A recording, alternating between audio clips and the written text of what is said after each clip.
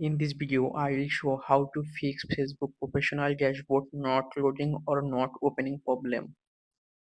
Let's see how to fix this problem following all steps. Do not skip. Go to phone setting, scroll down, tap on apps, find out or search Facebook,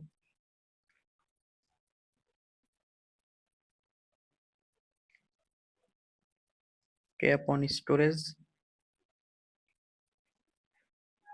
tap on clear data,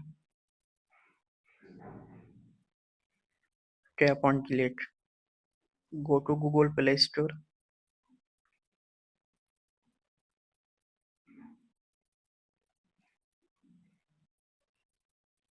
Facebook,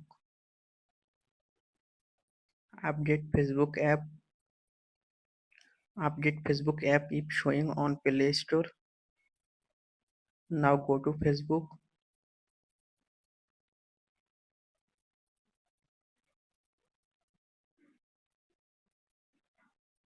tap on professional dashboard. Dashboard loading problem solved. Thanks for watching. Don't forget to like and subscribe.